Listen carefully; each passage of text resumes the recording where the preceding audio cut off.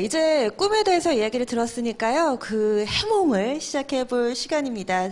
또 들으시면서 생긴 궁금증들 이 시간에 또 관객 여러분들과 함께 풀어볼 텐데요. 대표님, 강연을 듣기 전과 후가 뭔가 좀 달라 보이세요. 왜 이렇게 멋져 보이죠, 갑자기? 고맙습니다. 네. 저는 들으면서 여러 가지 좀 시련이 있었다고 이야기를 해주셨는데, 뭐, 라이브 캐스트 때도 그랬고요. 어떻게 좀 극복을 하셨어요? 일단 말씀드린 대로 할 수 있다고 생각했던 것 같습니다. 할 수 있다고 생각을 하고 그 방법을 찾으려고 노력을 했었거든요. 그러면 네. 방법은 보이는데요. 일단 지레 겁먹고 포기하면 제일 안 되는 것 같습니다. 네, 그렇군요. 그리고 또 이 입사 지원하시는 분들이 가장 많이 묻는 질문이 슬로건이라고 했는데 그때는 어떻게 좀 대답해 주세요? 슬로건이 나오는 배경이 비전과 미션이 있지 않습니까? 회사가 바라보는 정착점이 있고 그걸 수행하기 위해서 해야 되는 일들이 있고 네. 그러면 그걸 수행하기 위한 슬로건들이 나오기를 시작을 하는데요. 미션과 비전에 대해서 많이 묻습니다. 저희는 팬의 역사를 바꾸는 기업이라고 얘기를 하고 있고요.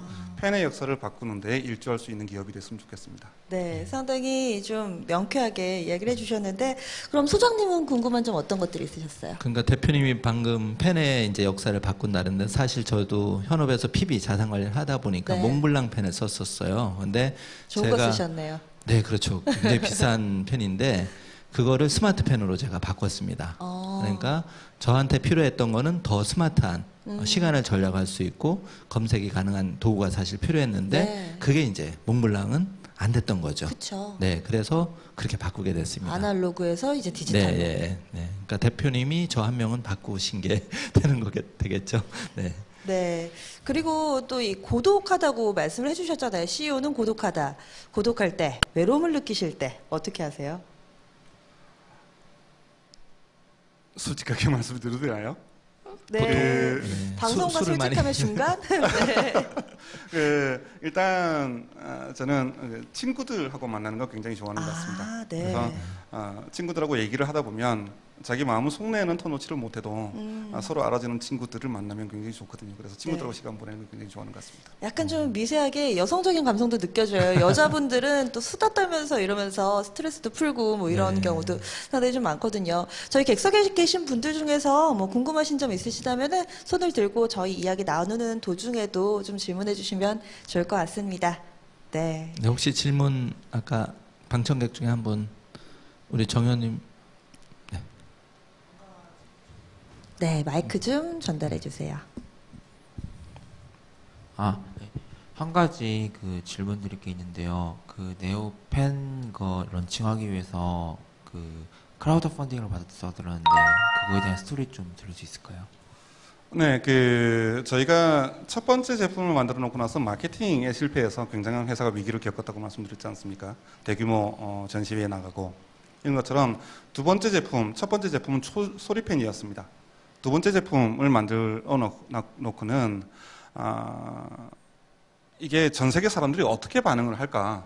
펜이 이렇게 아날로그하고 디지털을 연결해주면 어떻게 반응을 할까가 너무 궁금했었고요. 네. 그래서 이 사람들이 어떻게 반응을 할지 그리고 혹시 잘 되면 그러면 글로벌 론치하는데 굉장히 도움을 받겠다 해서 기획을 했고 킥스타터라는 미국에서 제일 유명한 크라우드 펀딩에서 그때 당시에 1800%를 목표 금액보다 1800%를 우와. 달성했었습니다. 네.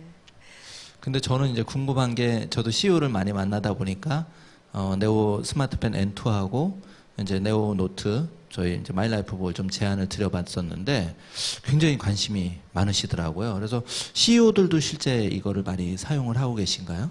네, 프랭클린 다이어리를 네. 통해서 그 수첩을 만들어 본 적이 있었는데요. 네. CEO 분들이 정말 좋아하시는 것 같아요. 그러니까 실제로 아날로그가 표현할 수 있는 게 더 많거든요. 네. 키보드로 칠 수 있는 워드보다 손으로 쓴 메모가 정보량이 훨씬 많습니다. 그렇죠. 그래서 네. 빠른 시간 내에 많은 정보를 담는 사람들이 더 좋아하시는 것 같아요. 그리고 손글씨의 장점이 이제 그 손글씨 운동도 일어나고 있는데 컴퓨터 타자가 속도는 되게 빠른데 손글씨가 이제 아이디어를 숙성시키고 그 씨를 뿌리고 그렇게 새싹을 자라게 하는 데는 굉장히 탁월한 효과가 있는 것 같습니다. 네. 네, 그렇습니다. 네. 네. 그리고 요즘에 보면은 뭐 클라우드 펀딩도 앞서서 이야기를 해주셨지만 상당히 많은 스타트업이 생깁니다. 또 일각에서는 이와 관련해서 예전에 좀 벤처붐에 비유하시는 분들도 좀 계신 것 같은데요. 이런 현상에 대해서는 좀 어떤 조언을 해주실 수 있을까요? 사실 네, 스타트업들이 생기는 건 굉장히 좋은 일이라고 생각을 합니다. 그 토양이 많이 정비되기도 바라고 있고요. 네. 그래서 스타트업들이 생기고 그 아이디어가 잘 발현이 되고 그리고 M&A가 활성화될 수 있어서 그래서 네. 엑시트할 수 있는 길들도 많아져서 2차 성장, 3차 성장할 수 있으면 좋겠습니다. 질문에서 약간 번외가도 생각을 하는데요. 빗내가도 생각을 합니다만 스타트업들이 사실 열심히 해놓고 더 열심히 할 수 있는 환경들을 우리 선배들이 만들어줘야 될 거라는 의무감에서 이런 대답 드리는 것 같습니다. 네. 지금 여성 방청객도 이제 한 20, 30대도 오신 것 같은데 질문을 좀 받고 싶어요. 과연 이제 메모를 많이 하는지 하고 이런 도구에 대해서 좀 어떻게 생각하시는지 이쪽에 앉으신 분 한번 질문 좀 해주시겠어요? 네. 강제로 지정을 해서 좀 그 마이크가 저희 편하게 뭐 사적인 질문이나 이런 부분도 좀 괜찮습니다. 제 주변에는 이것 때문에 고민을 네. 많이 하더라고요. 사실 사회생활 하면서 한 10년 차쯤 되면은 뭔가 노하우도 좀 생긴 것 같고, 이 회사에 대한 불만도 좀 쌓이고, 자본도 어느 정도 생긴 것 같고, 그러다 보면은 나가서 창업을 해볼까? 이런 고민을 하게 되는데, 막상 또 쉽게 그 봉투가 나오지를 않습니다. 그래서- 네오비즈 예. 계시다가 지금 창업을 하셨는데, 그때 상당한 결심을 좀 하셨을 것 같아요. 네, 왜 창업을 했는지를 묻는 사람들이 꽤 많이 있었었거든요. 네네. 두 가지가 있었습니다만 당시에는 인터넷 서비스를 하다 보니 이게 만져지는 뭔가의 그 도구들을 만들고 싶었습니다. 그게 매너리즘에 빠져 있는 저가 있었었고요. 그리고 대부분 여기 모이신 분들도 마찬가지입니다만 창업 유전자라는 게 또 있는 것 같아요. 뭐가 하고 싶을 때 맞아요. 있어요. 일을 해야 꼭 네, 사고를 네, 쳐야 네. 되는 사람들이 있는 것 같은데 제가 그 중에 하나인 것도 같습니다. 저는 개인적으로 또 궁금한 게 있는데 사실 우리 한국의 분들이 굉장히 기술적으로도 앞서 있고 사실 까다로운 편인데 나름대로 이제 스마트 N2를 굉장히 이제 세계적인 기술이라고 저는 알고 있거든요. 근데 이제 일반 고객들이 더 눈높이가 높을 것 같아요. 한국, 또 미국, 뭐 이제 중국, 일본도 있는데 좀 어떻습니까? 여기에 대한 이제 유저층의 반응이나 그 요구하는 정도가. 한국의 유저가 일단 제일 눈높이가 높습니다. 그래요? 네. 일단 많은 디바이스들이 한국에서 굉장히 값싸게 나와 있고요. 아. 그리고 대체품들이 굉장히 많거든요. 네. 심지어는 그 화면에 쓸 수 있는 휴대폰 네. 같은 경우는 삼성이 세계에서 처음으로 제대로 만들었으니까요. 그러니까 제대로 만들었습니다. 네. 그래서 이전에도 다른 휴대폰들, 스마트폰들이 있긴 했습니다만 갤럭시 노트만한 것들이 없었고요. 그래서 사람들이 바라는 기대 수준이 한국이 제일 높은 것 같습니다. 그러면 이제 저는 개인적으로 이제 그 그 스마트폰도 쓰고 있는데 거기서 필기를 하는 거하고 스마트펜을 통해서 쓰는 거하고 그 개인적으로는 이제 종이에 쓰는 뭐 촉감이나 이런 게 좋고 아이디어도 좋은데 대표님 그런 부분은 어떻게 생각해서 대부분 사람들은 폰에서 이렇게 메모를 하는 거를 사실 익숙해 하거든요. 근데 거기서 스마트 그 펜의 역할 또 효과. 그 스크롤이라는 단어가 네. 원래 어원이 뭔지 아십니까? 스크롤이라는 단어는 두루마리였거든요. 그래서 화면이 공간이 제약이 있다 보니까 그 옆에 스크롤 바를 놓고 큰 논리적인 면을 중간만 보는 거예요. 그러니까 물리적으로 작은 크기의 공간에서 논리적으로 큰 면을 표현을 하려 그러면 마치 카메라가 펜을 하듯이 그게만 보게 되는 거죠. 그러면 생각이 거의 갇힙니다. 사실 종이에 필기를 하는 건 필기감도 필기감입니다만 논리적인 면이 그동안 그대로 물리적으로 구현이 되어 있느냐 안 되어 있느냐가 머릿속에서 자기 생각을 할 때 한번 필터링 돼서 써야 되는지 안 써야 되는지가 구분이 되거든요. 네. 스크롤을 해야만 하는 상황에서는 머릿속으로 이만한 면을 그리고 있으면 그걸 안에서 연산을 해서 바꿔서 스크롤 해가면서 써야 돼요. 그런데 페이지가 자동으로 구분이 된다든지 아니면 쭉 페이지를 찢어놓고 늘어놓고 쓸 수가 있는 상황이 되면 머릿속에서 그런 구분이 없어도 되거든요. 그러면 자기가 가진 생각을 그대로 좀 더 자연스럽게 옮길 수 있습니다. 네. 지금 여러분들 질문 추가로 없으시면은 마지막 질문을 진행을 해볼까요? 네, 저기 질문. 네. 질문해 주시면은 마이크 전달해 주시면 될 것 같아요. 아까 그 강의는 일단 잘 들었고요. 그 다음에 이제 제가 궁금한 건 저도 회사를 운영하고 있는데 그 CEO는 되게 고독하다고 말씀하셨잖아요.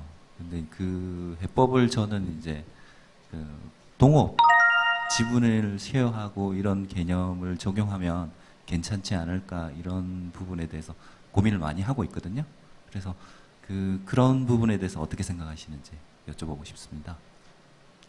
그 심플리스트 베스트라는 말이 있는 것 같습니다. 이게 의사결정 구도에서도 굉장히 간략해야 되고요. 그리고 자기가 고려해야 되는 상황들의 일을 가지수를 줄이는 거가 굉장히 중요한 일 중에 하나라고 생각을 하거든요. 근데 동업을 하다 보면 조직 내에서 저는 동업에 일단 반대하는 쪽인데요. 조직 내에서 상하관계나 위계질서를 잡기가 굉장히 힘들어지고 조직원들이 일단 심플하지 않다고 느낄 가능성이 높습니다. 반드시 그렇다는 건 아닙니다. 그리고 두 번째가 어떤 CEO로서 자기가 책임을 지고 이거는 내가 목숨 걸고 한번 해볼게, 날 믿어줘 라고 얘기를 할 때 누군가를 자기가 설득을 해야 되는 상황, 그러니까 물론 저도 저희 구성원들에게 설득을 합니다. 설득을 해야 되는데 어느 순간인가는 구성원이 저한테 져줄 때가 있어요. 그러니까 이거는 꼭 해야 되겠다. 그런데 만일에 1대1로 동업을 하게 되면 그 설득하는 작업이 쉽지 않을 겁니다. 그게 생각을 심플하게 안 만들거든요. 그래서 심플한 게 가장 좋은 것 같습니다. 네. 그러면 마지막 질문 드리겠습니다. 저희 꼰톡쇼잖아요. 어느 정도 꿈을 이뤄오셨는데 새로운 꿈이 있다면 어떤 게 있으세요? 아직 가야 될 길이 굉장히 큰 것 같거든요. 저희는 기계를 만드는 회사가 아니라 서비스웨어를 만드는 회사라고 하고 있습니다. 네. 하드웨어도 소프트웨어도 아닌, 그래서 하드웨어와 소프트웨어와 인터넷 서비스가 굉장히 융합되어 있는 좋은 서비스를 만들고 싶거든요. 네. 그래서 아직 초입 단계에 와 있으니 네, 앞으로 90몇 %는 더 해야 될 것 같습니다. 네. 이렇게 이상규 네오랩 컨버전스 대표와 함께 좀 이야기를 이어가 왔습니다. 창업을 꿈꾸시는 분들도 계실 테고요. 굳이 창업이 아니더라도 또 꿈을 이루려고 노력하는 여러분들 방송을 통해서 그리고 또 이 자리를 통해서 함께 해주고 계실 텐데요. 또 앞으로 이런 내용들, 오늘 다루신 내용들 실행해 가시면서 또 꿈에 조금 더 한 발짝 다가가셨으면 좋겠습니다. 늦은 시간까지 함께 해주신 여러분 고맙습니다.